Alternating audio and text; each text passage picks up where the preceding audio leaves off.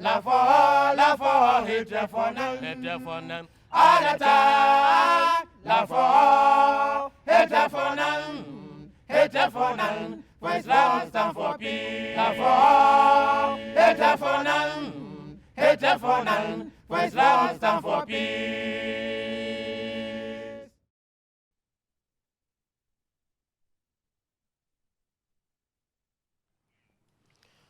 أعوذ بالله من الشيطان الرجيم بسم الله الرحمن الرحيم Assalamu alaikum wa rahmatullah. May the peace and blessings of God be upon us all. You are welcome once again to Real Talk Africa. This is MTA International Africa, Wahab Adam Studios here in Accra. We came your way the last time with the first part to a program titled Substance Abuse and its Effect on the Youth. It was so interesting. We learned so much. We learned that substance abuse extends beyond what we normally thought it was. Personally, I didn't know people could mix things with cough syrup and that would be, they would abuse it. And so we discussed the effects of it, psychological, physical, to the person. Today we are here to continue the discussion. We would start from there, the effects again, but this time the psychological effects, but rather not on the individual, but the people around him. And we will delve into it and discuss other things we could not have time to discuss the other time. As we know, this program, we normally have studio audience, and today too, we do have them to help us do the discussions and to share their vast experience with us on this channel today, on this program. Is on my immediate left, Hadi Kilson, who is a respected lawyer, and he has come here to help us today. Lawyer Sab, you're welcome. Thank you. Thanks for having me. And me. again, sitting in the middle is Maulvi Hafiz Muhammad Sani Abdullah, a qualified missionary of the Ahmadiyya Muslim Mission, serving here in Ghana. Hafiz Sab, you're welcome. Thank you. And then we have Muslim Musharif, who is also the COO or the chief strategist, the marketer, and the operations manager of Macbansi Perfumes. He's also here with us. Please, you're welcome. Thank you. Okay. So, as I said, we would start immediately from my left, Lawyer Sab, who would tell us about the effects, the psychological effects of substance abuse, not on the individual, but on the people around the individual. You know, every person has a number of people depending on him. So, what is the effect of substance abuse on the people depending on the person who abuses the substance? Okay, thank you very much. Let me just, even though you asked me to talk about the people who have to deal with someone who abuses substances, I would just want to mention a few effects on the person, okay, so that I can draw from that. One of the very first one is increased aggression. For those who consume particularly alcohol and then cocaine, those are the two that I want to use in making my points. They become aggressive. They easily get irritated. The least provocation, you find them throwing substances and all of that. So if this person is a family person, for example, a family man, family woman, the least confrontation by the partner in respect of the use of the substance would lead to a fight. And if they have children, they suffer the most because they begin to see this at a very early age. They begin to see confusion at home. They begin to see couples fighting. As they grow up, they won't know how to appreciate affection because they never had some. They become overly abusive. They believe that the only way to express yourself is by shouting or using weapons, because that is what they have seen. So increased aggression, irritability is a very big effect or huge effect, psychological effects that the use of substances can have on the person and then the people around them. Another one is when the person has to be supported or rehabilitated. Usually, the person will be kept in a psychiatric hospital, or some of them will be at home and will be taking medicines. The stress of having to deal with people like that can be psychologically draining on the people who have that responsibility. Yes, a lot. Yes, if you're a parent and you have a child who is supposed to be in school, but because of substance abuse is home and has to take drugs, you suffer the disappointment of not having your child going to school and the stress of having to maintain the social order of the child. The effect can be that you would unleash your anger on another person, very innocent person, because emotionally you are drained. So the least provocation will cause you to explode on another person. I see. All these and more, I believe, are the effects of these things. Because when normally, and even the trauma, just the trauma of having probably your colleagues refer to your dad as a drunkard, I personally do not know how I would take that or how I would react in that state. But it would be very, very traumatizing that you would grow up having your father being a drunkard. Anyway, we have also seen, and there was a comment in a previous episode about this drugs among some notables. Now, these notables, and some of them too who find themselves in the entertainment industry, they make use of these substances. And I do not know if please talk about that for us. The use of substances in this entertainment industry, I think it's getting so much. Oh, I don't know whether because of social media, now we get to see it, but I was there, so please. For a very long time, drugs have been used in the entertainment industry, especially when you talk about US hip hop. Okay. You realize that majority of it was all about drugs and girls. So it was, the whole conversation was bordering around drugs and how drugs, give them that peace of mind, and how drugs, make them a better people and make them even dope as, dope. Yeah, so with drugs in the industry, it has become very, prevalent. It has become an issue simply because every single day we see on the news, we see on YouTube, music videos that portray the usage of drugs.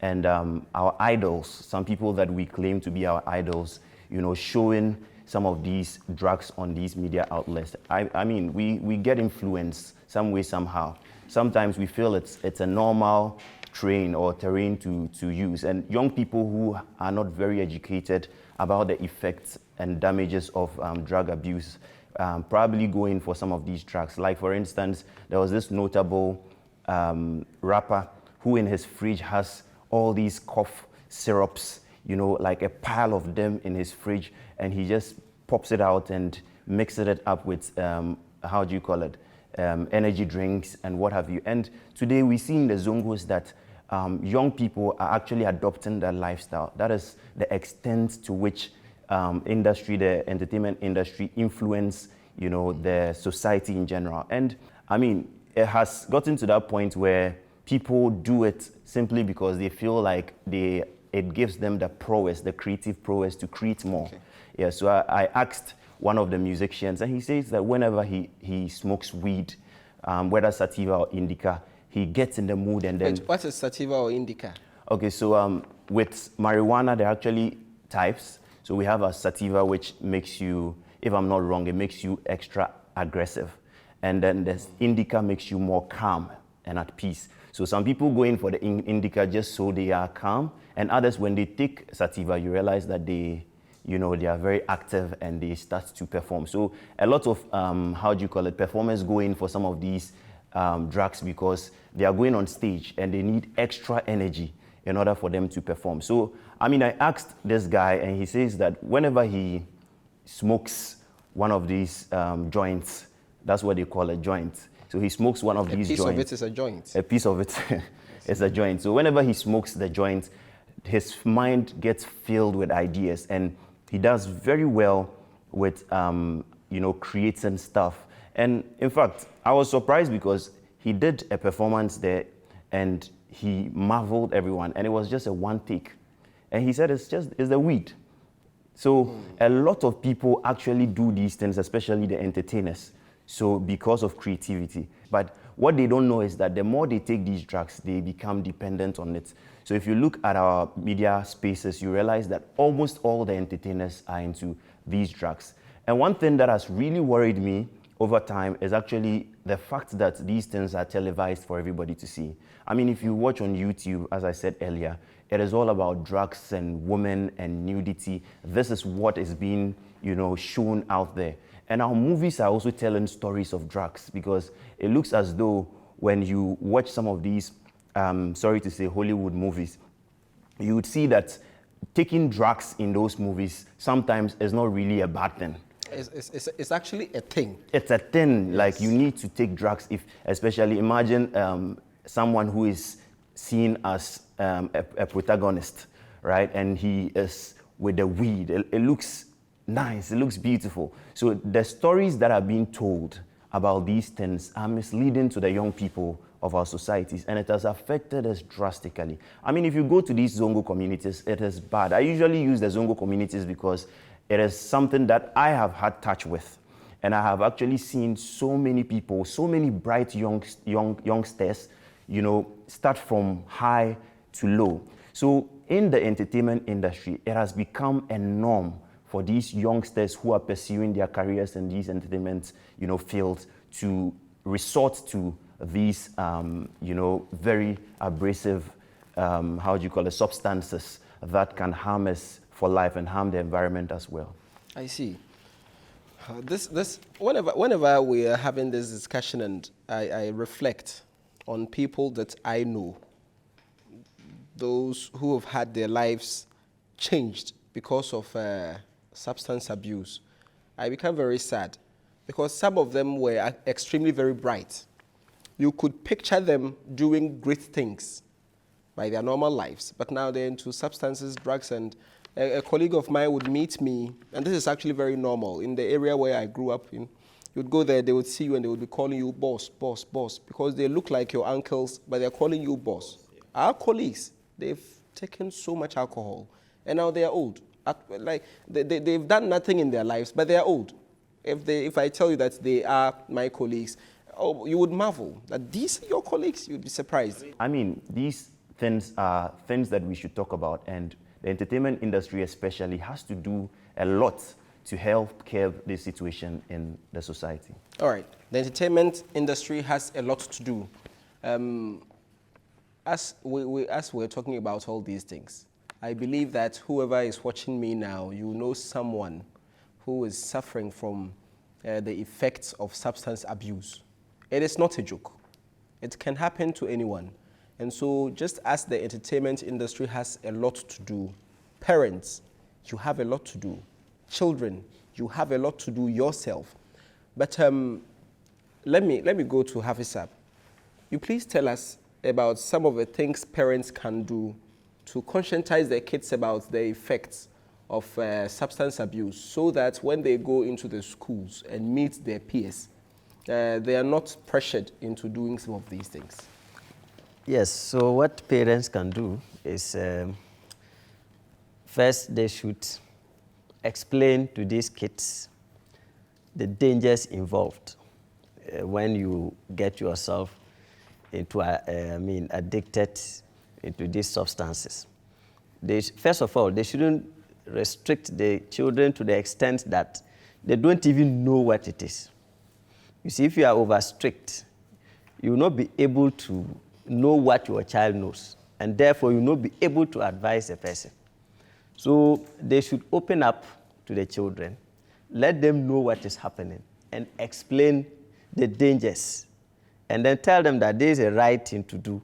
This one is not good for. Once they see it and they explain to them. For kids, when the first person who speaks to them, they listen to that person. And so if you fail in that aspect, then your child will go away. And so what they should do is that they should befriend the children, befriending them, making them your friends. They shouldn't be too over strict and wild towards them. And sometimes the way, as parents, our reactions towards the kids will tell the child whether that child will take you as a friend or not. And so those things, the children also study them. And then certain things, they keep it to themselves.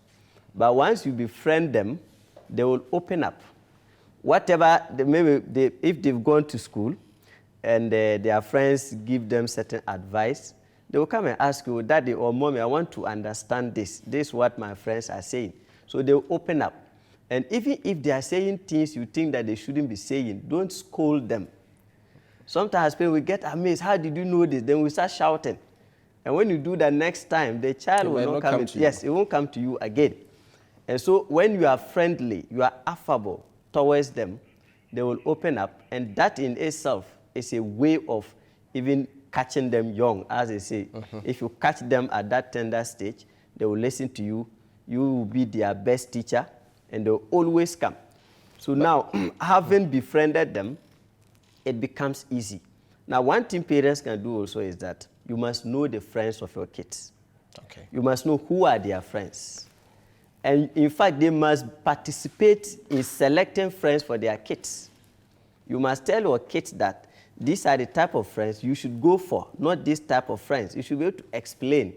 And they must be interested so that they don't, engage themselves with bad friends, and as a result, they might introduce them to some of these things.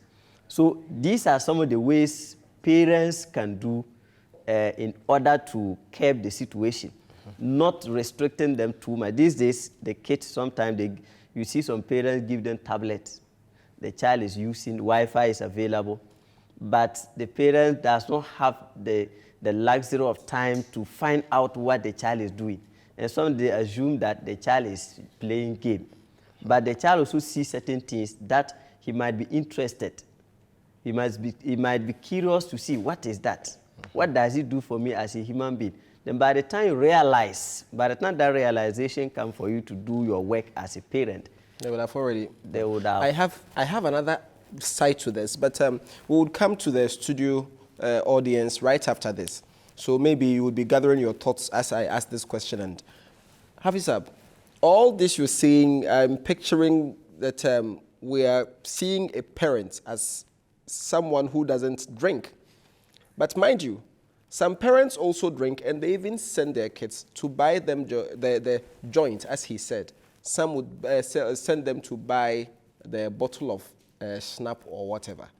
I know someone who started smoking by, first of all, smoking on the pieces of cigarettes his father had left. So those people too, what do they do? I think, as you said, the person who first teaches the child has a lot of influence.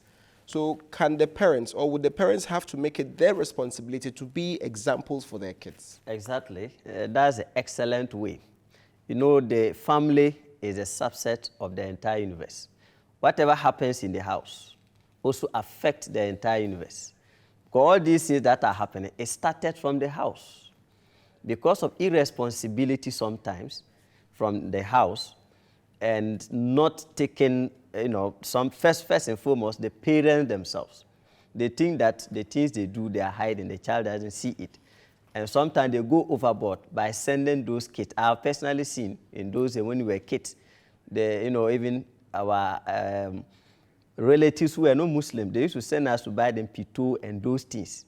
You see, and by that you are being introduced. And one day, you would want to find out, what is it that my uncle has been taking? And so, yes, so what parents can do is to ensure that they're shaping their life in such a way that they become an exemplary for the kids. And that alone, there will be no much talking. They say kids, you don't use speeches to train them. They see, they watch, and they copy. So it's not the amount of talks you give them. Even you can be talking to them, but they also have several examples they can refer you to that they have seen you doing. So when you give that room to your children to make a perception about you, it becomes difficult to advise them.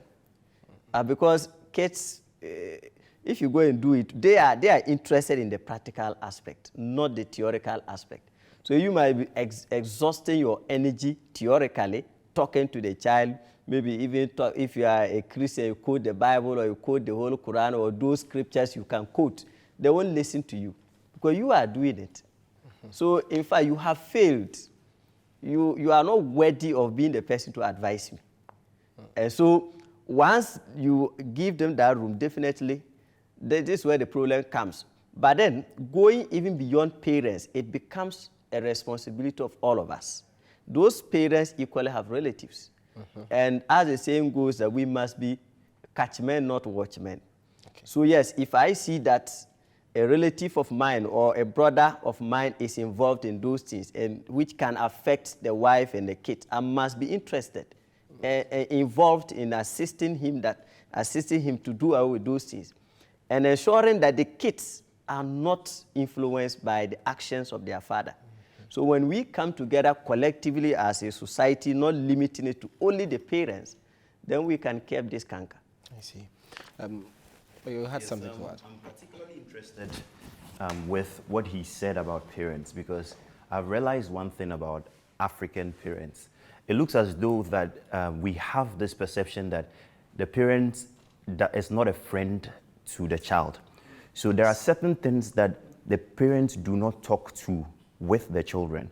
And at the end of the day, what happens is that the child will definitely learn, because the child would grow. The child may learn these stuff from friends who don't even know better, right? So the parents are supposed to ensure that the children know these things, like sex education, for example. I don't think any of our parents have ever sat us down to say, oh, this is how it's supposed to be done. If you find yourself in such a situation, use this. And not, it doesn't happen. Just as he talked about the fact that the drug situation, parents have to show us, they have to talk to us and have that conversation with us. So it reminds me of a song by Damian Marley, right, who is the son of Bob Marley. And it says, so a child may follow. Many have been lost along the way, until tonight turns into tomorrow. Teach them to be careful while at play. So this is a very powerful statement that sums up almost everything that he has said. You know, you cannot say that the children shouldn't go out and play. You need to teach the child to play, but be careful while playing. Be careful with the fire because it might burn you, but it doesn't mean don't play with the fire. You have to teach the child to go out and play with friends, but ensure that the friends that you choose are friends that would only guide you to the right path, not the friends that would take you to we zones. You know, so the parents have a huge responsibility. So the beginning of it says, so a child may follow, just as what he said. You as a parent, it's not just about having a conversation with a child. You need to show, as an example. My dad has done this and it has become something that I do almost all the time. So what he does is that whenever we are in a car and he sees a needy person, he takes out something from his pocket and gives to the needy. He didn't need to tell me that whenever I see somebody, I need to give, you know, something to them. But he's done it consistently that as I speak, anytime I have 1 CD, 2 CD, 5 CDs in my car, I don't need it anymore. It's for someone else. So it has become a habit that has been formed as a result of me looking at my parents do. So a child may follow is a typical example of that. So what the parent need to do is to teach. In fact, you never fight. I have never seen my mom, and I come from a polygamous family, right? My mom, my stepmom, and my dad, I have never seen them quarrel. I've never seen my mom and my stepmom quarrel, ever, right? And I believe that they are sane and wise. It's not that they probably don't have their own issues, but their issues are not my issues. So my mom would not show me to hate my stepmom. My mom would show me to understand that my stepmom is somebody that should be respected because of how she treats my stepmom. My stepmom is older than my mom, so my mom sees her as an elderly. My stepmom equally treats my mom as a sister. So all these are things that have been taught us, not by telling us this is how it's supposed to be, but the fact that they have shown us to see. So a child may follow is just a typical example of what this is all about. So with drugs, as I said already, the parents have to show the way and also speak to the children as well. Parents, you have so much to do Yes, please, add up. Some parents are so reluctant. They are even afraid of their kids to even talk to them. They feel like if we say the child might cry, or sometimes in the name of darling boy or darling girl, they resist the temptation to advise. Those parents are there. They give the child all the freedom. And even you, the neighbor, if you witness and you want to come in, you'll be seen as... You're not invited. You are not invited. In this world today, you don't talk about somebody's child. Yes, so those things are there. There are some parents there, who do those things. They are afraid of their kids. Not because the child will beat them or anything, but because of unnecessary love, excessive love for the child. They feel that whatever the child is doing is right. And so they won't talk about it. And they are quiet. It is happening in our society. Wow. And I think they should take a critical look. Okay, please, you can add up. We are coming here right away. In all of this, the society takes the center stage. Because once the child leaves the house, regardless of the advice and information you have given them, they are exposed to a wide range. So the home training is very fundamental because it will help the child sample the advice he gets in the society. But the society can be more powerful because as the child grows, the child becomes independent. The child will have an independent mind where the child would take decisions for themselves. So if you're a parent and you are strict, once they leave, they see it as breaking from the shackles of strict parenthood. So they are free and they get to do what they want. So if in the circumstance they are offered anything that is more comforting than what they have at home, regardless of the harm it poses to them, they'll go for it because in their minds they are trying to escape. So you would find in our society that there are so many parents who appear to be ideal parents, whose children are victims of substance abuse. And you begin to wonder what went wrong because this man, he's a big man, he's a well-respected man, but the child is suffering. Maybe, as we are saying, that conversation did not come. And I want to share an example. I grew up in an estate.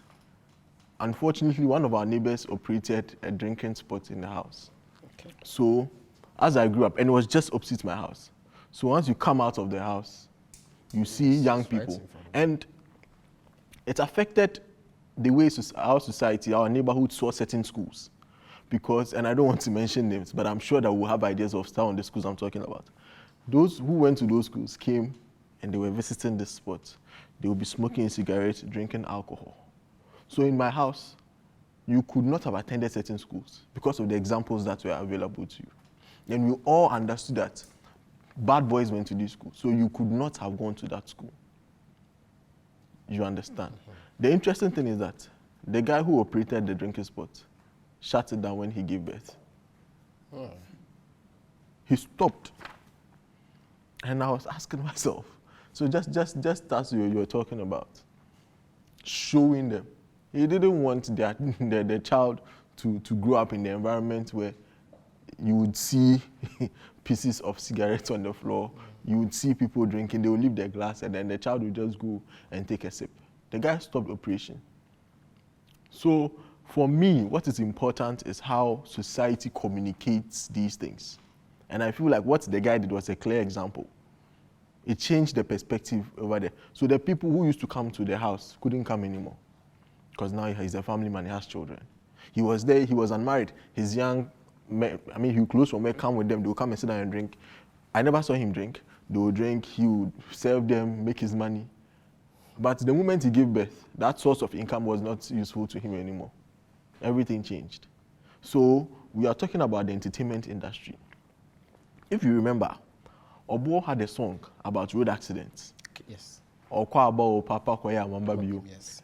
One of the verses was talking about the driver going to the drinking spot to drink alcohol, getting on the road, and then getting into an accident. What I learned from that, and it has stuck with me, so when anybody asks me why I don't drink alcohol, I tell them it's not because I'm a Muslim, but because I have seen firsthand the effect of alcohol.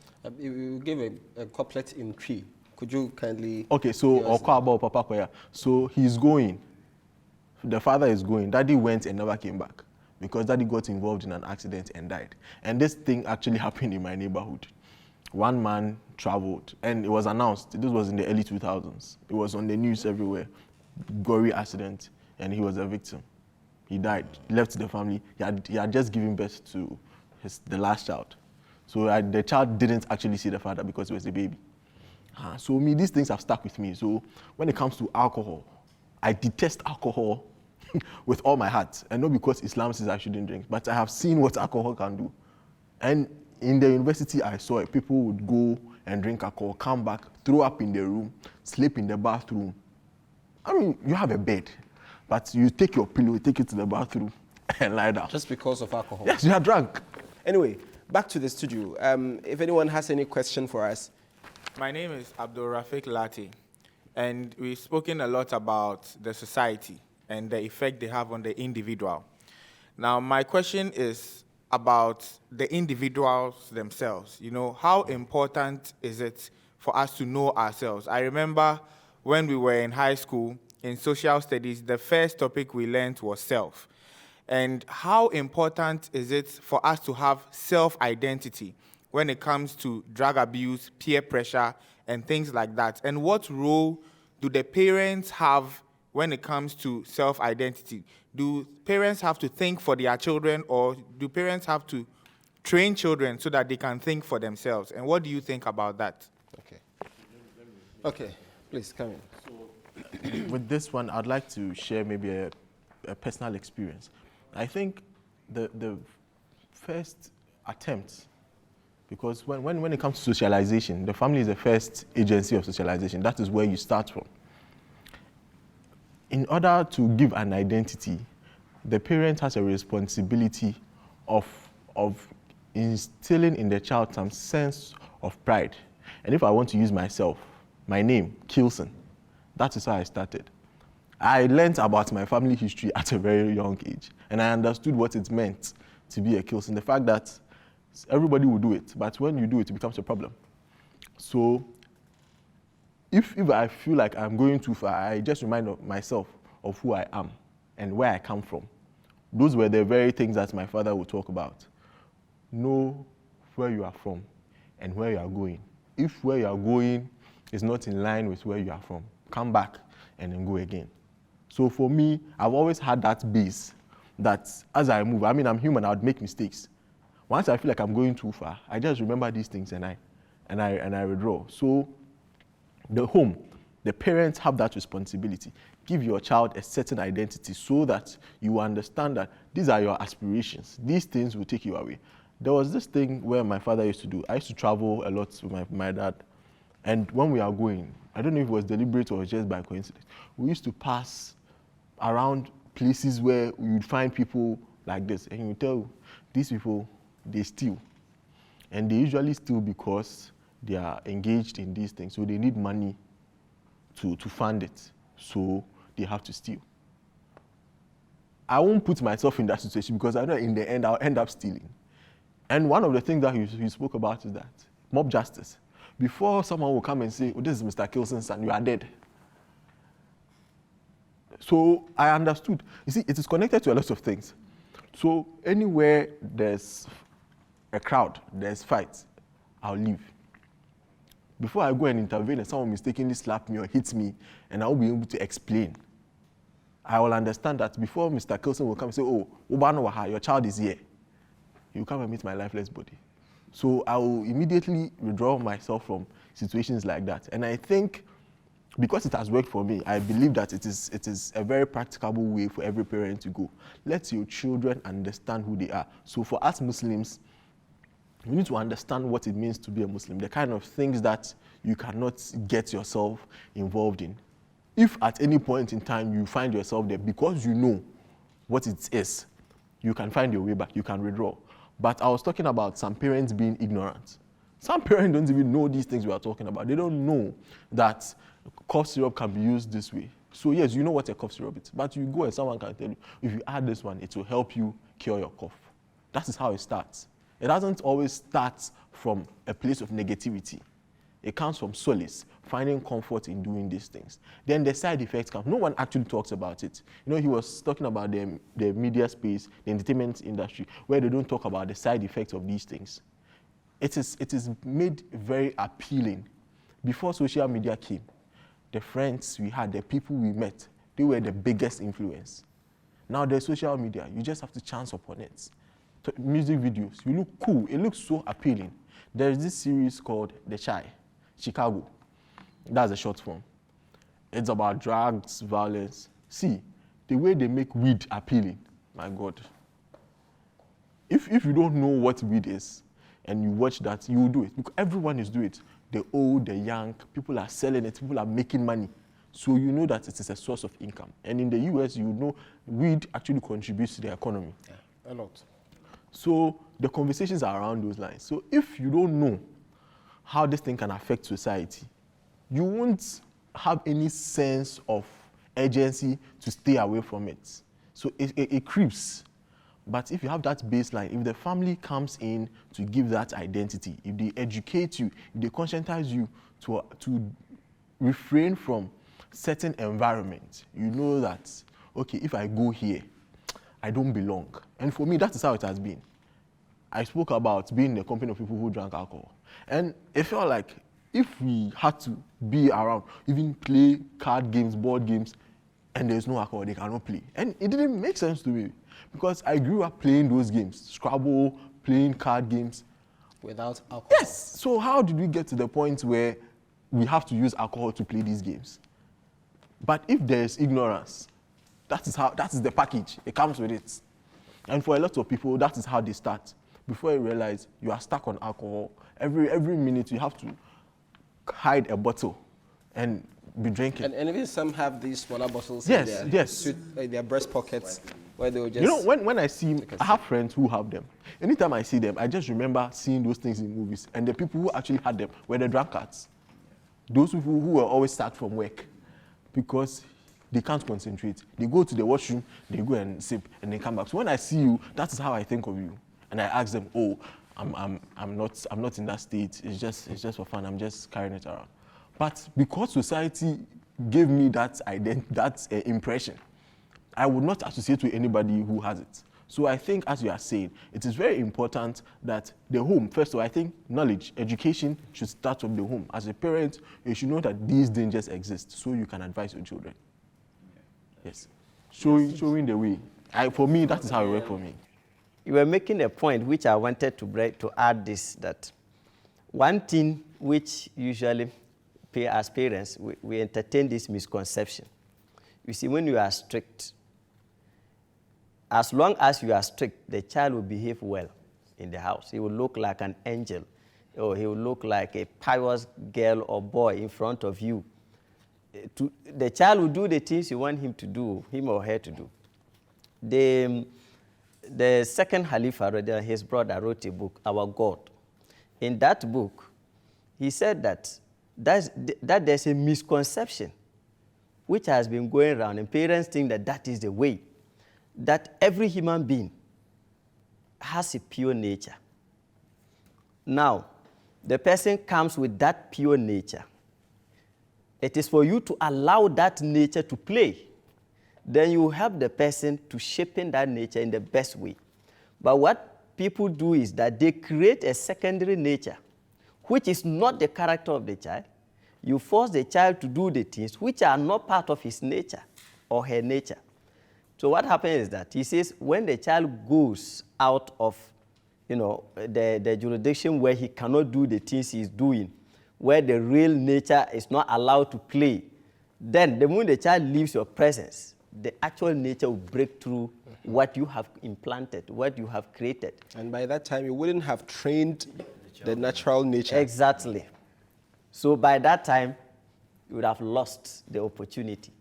And so parents have the duty, like talk about this inferiority complex. It comes from ignorance.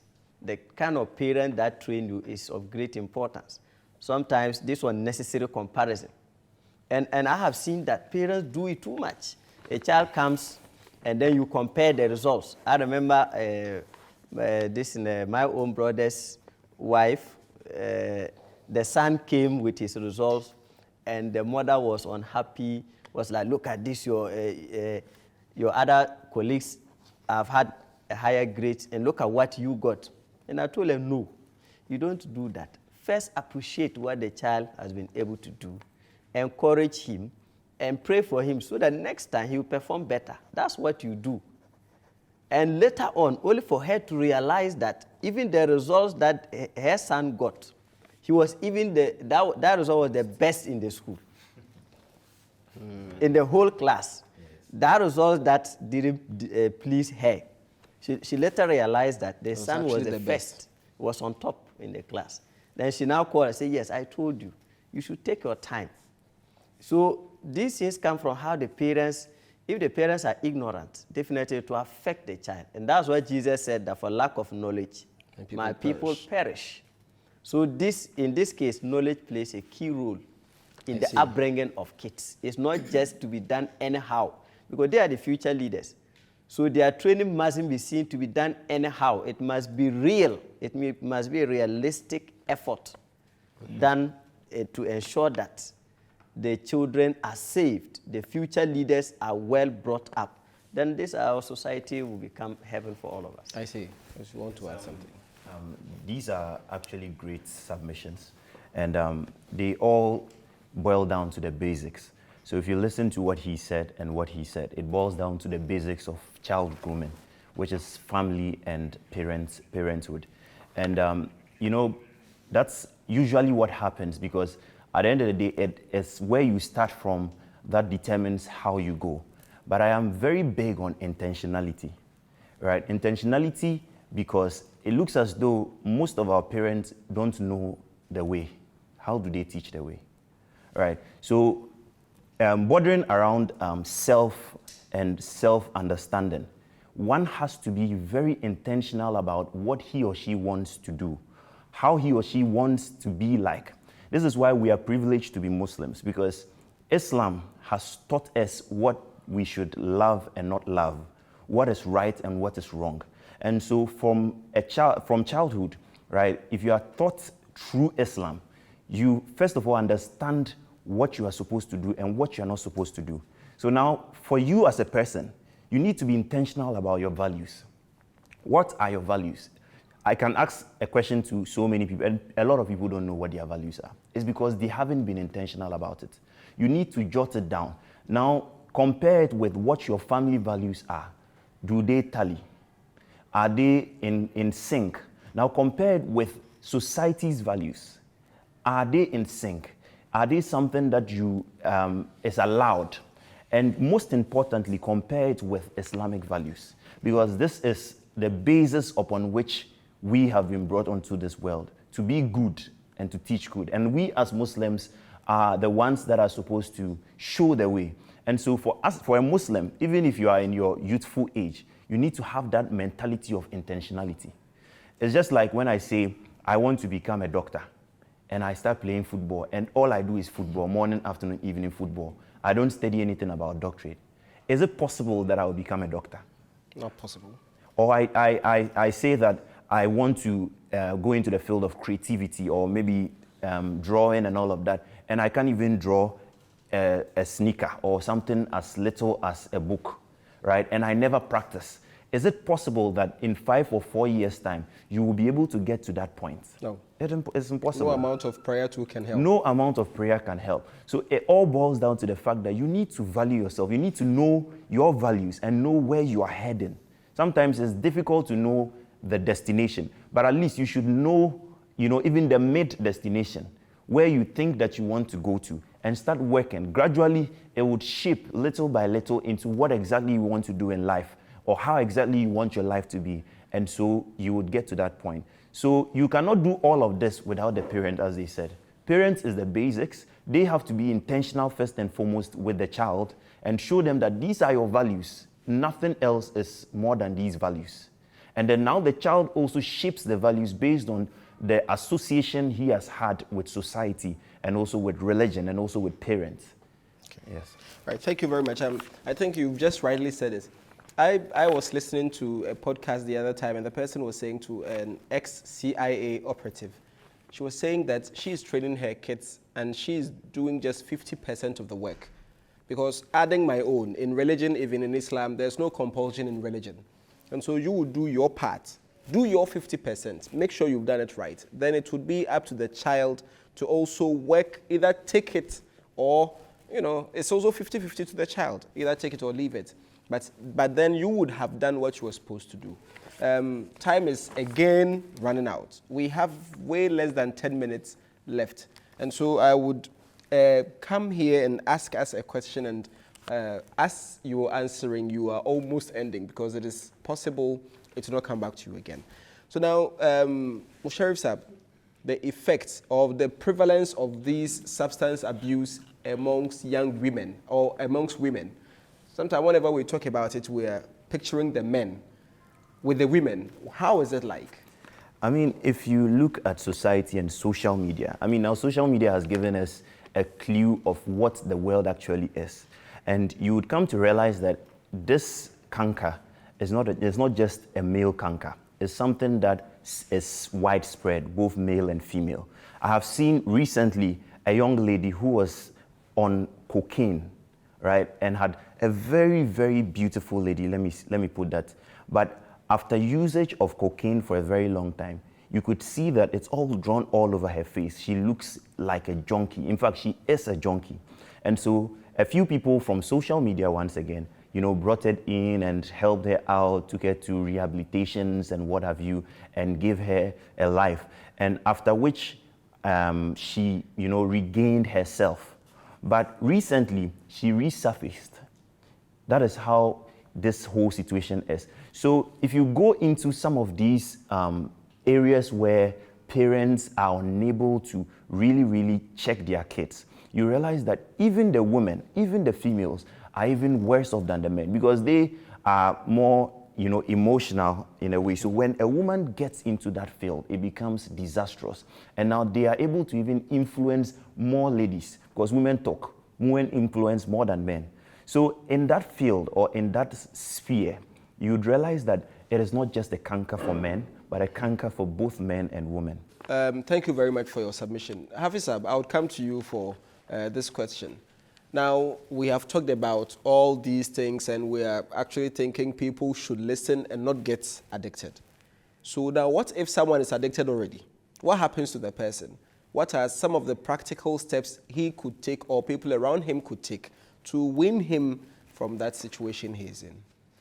Yes, so first and foremost, the person must come to certain realization. The person must get to the point where he or she appreciates the dangers of what he or she has already gotten himself into. Because once you understand the damage that it will bring to your health, I think that is the first thing, the first thing to understand. Because if the person refuses to appreciate that reality, then it means he will continue to do it. Just like he gave the example of somebody who was rehabilitated and the person resurfaced. So the individual has the duty to come to that realization that this is not good for me. Not just realization. Once you understand that this is not good for me, then you don't need to have a second thought. The only thought that must naturally come to your mind is that stop. Put an end to it. Then you will have to now start working to ensure that how do you do? Those of your colleagues who are still involved, you don't go close to them. You have to abstain. Those areas, places that you can easily go and then be influenced. You don't go closer to those places. Then with that, gradually, you might think that once you begin to stop, there will be of course, there will be some 1 or 2 side effect, but you will recover as time goes on because it is not an easy thing to just say you stopped and it ends there.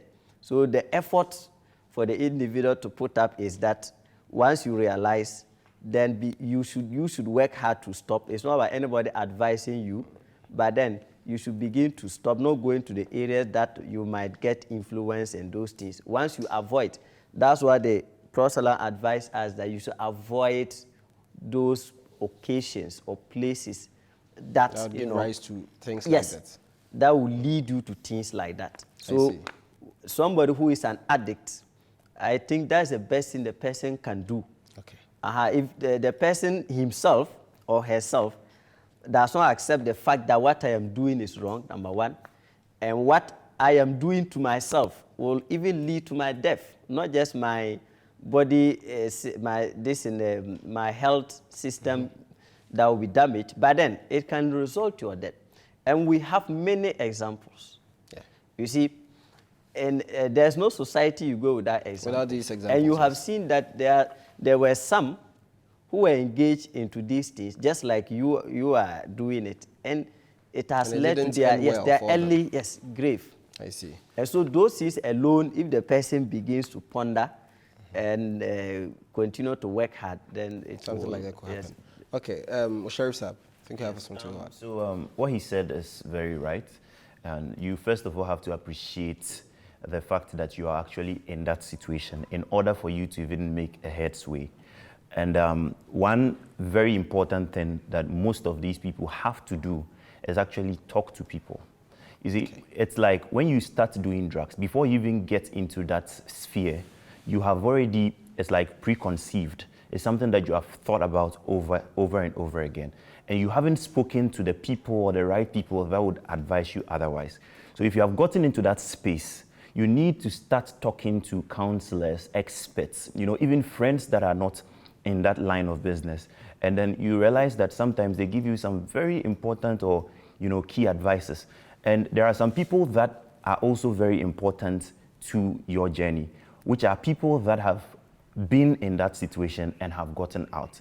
If you are capable of speaking to such people, they will probably give you certain practices or tips that you can use in order for you to be able to rid yourself of these drugs. And one other key point is finding a job.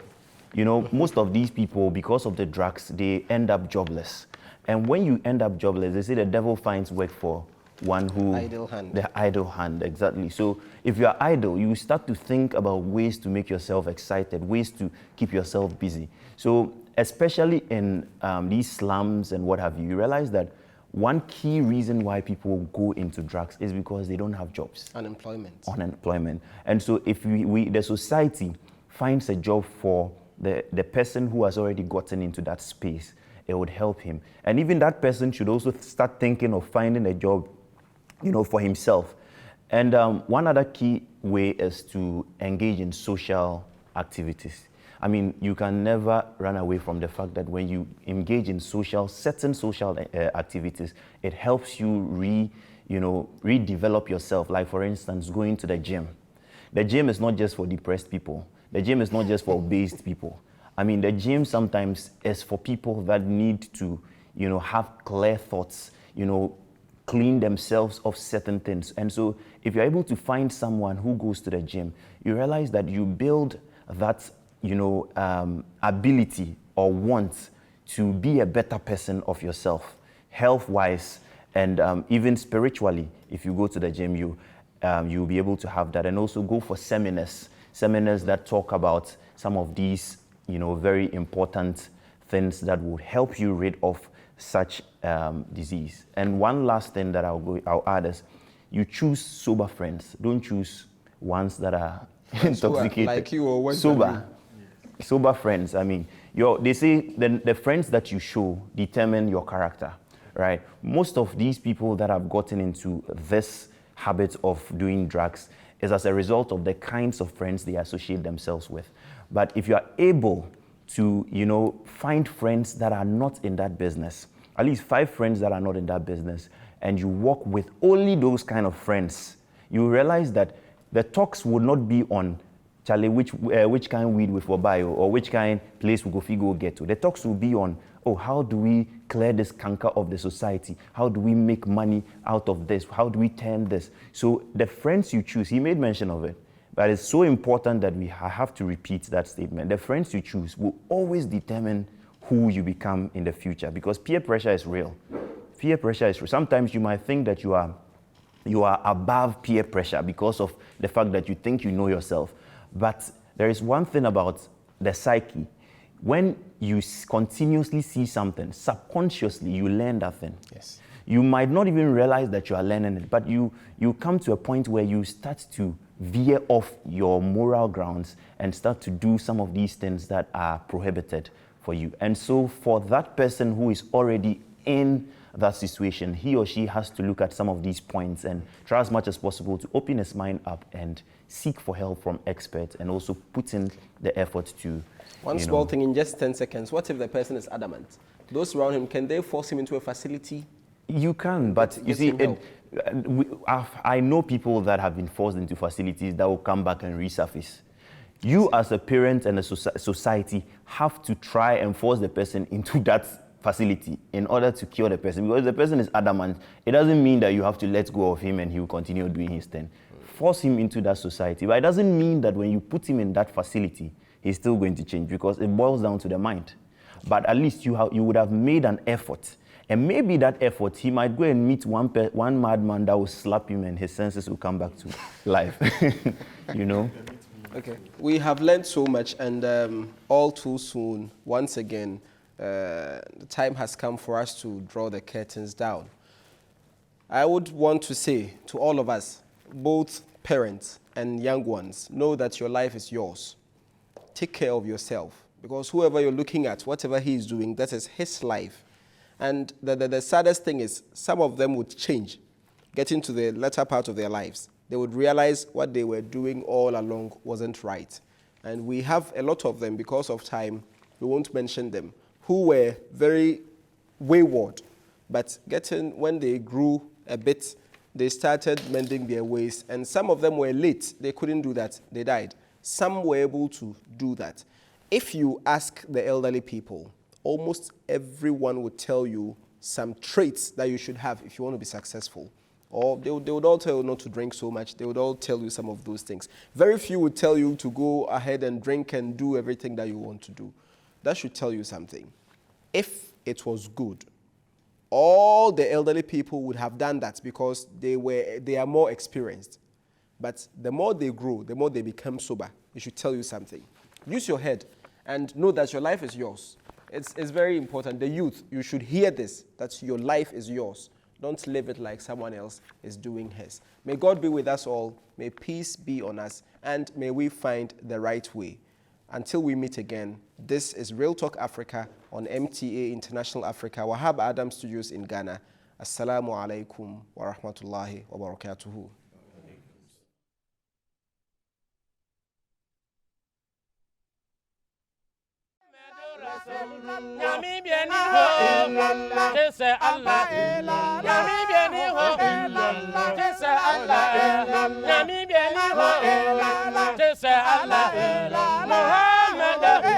Muhammad